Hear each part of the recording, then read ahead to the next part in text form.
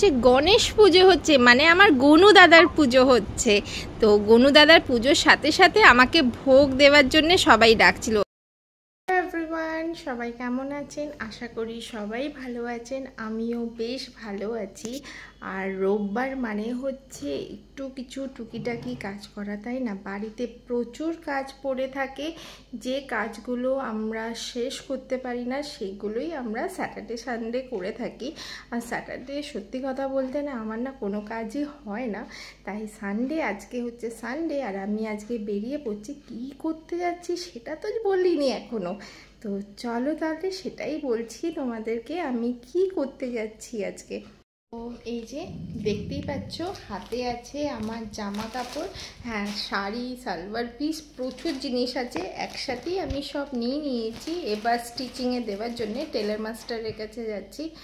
তো সামনে তো পুজো আসছে, আমি জানি না পুজোর সময় আমি পাবো কি না।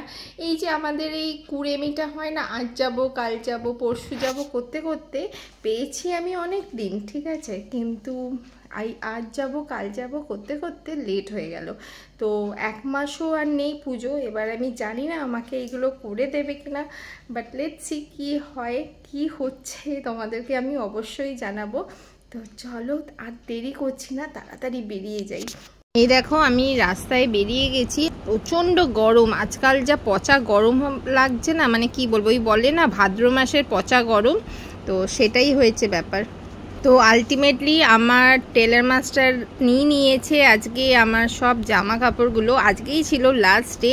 তো এখন আমার বাড়ি ফেরার সময়, আর আমার না খুব চা খেতে ইচ্ছা করছে, সত্যি কথা বলতে না অনেক দিন ভাঁড়ের চা খাইনি। তো এই দেখো আমি সামনে চায়ের দোকান পেয়ে গেছি, আর ভাঁড়ের চা খেতে না কার না ভালো লাগে, আমার তো বেশ লাগে। মানে রাস্তায় বেরোলে একটুখানি দোকানে দাঁড়িয়ে একটু ভাঁড়ের চা খাবো না, সেটা কখনো হয়? তো সত্যি কথা বলতে না, যতই গরম লাগুক না কেন, চায় যারা চা খেতে ভালোবাসে তারাই জানে এই চায়ের ভালোবাসাটা কি, মানে ভাঁড়ের চায়ের ভালোবাসাটা কি। তো চলো তাড়াতাড়ি করে চাটা খেয়ে বাড়ি ফেরা যাক। এই দেখো বাড়ি যাচ্ছি। এবার বাড়ি যেতে যেতে আমি রাস্তার কাছে দেখছি কেউ আমাকে ডাকছে, দেখো এইখানে হচ্ছে গণেশ পুজো হচ্ছে, মানে আমার গনু দাদার পুজো হচ্ছে। তো গনু দাদার পুজোর সাথে সাথে আমাকে ভোগ দেওয়ার জন্য সবাই ডাকছিল, আর আমি ভোগ নিয়ে আর ব্যাক টু হোম। আর কথায় আছে না, ভগবান যদি সাথ দেয় কেউ মারতে পারবে না। এই দেখো আজকে আমি গণেশ চতুর্থীর আজকে ভোগ হচ্ছিল, তো ওরাই আমাকে ডেকে ডেকে বললো যে দিদি ভোগটা নিয়ে যাও। তো ভোগ আমার রাতের খাবার রেডি, মানে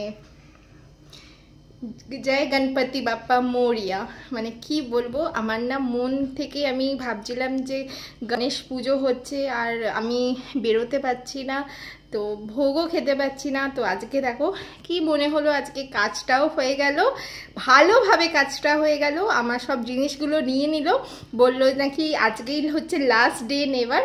তো আজকেও আমি দিয়ে দিয়েছি, সব নেওয়া হয়ে গেছে। আর তার সাথে আমার গনু দাদার ভোগও খাচ্ছি। তো চলো টিল দেন, আমি দেখতেই পাচ্ছ প্রচণ্ড ঘেমে গেছি, আর ওয়েট করছি না, গরম গরম ভোগটা খেয়ে নিই। তোমরাও ভালো থেকো, সুস্থ থেকো, আর আমার এই ব্লগটা ভালো লাগলে থাকে একটু শেয়ার করে দিও। টিল দেন সবাই ভালো থেকো, টাটা।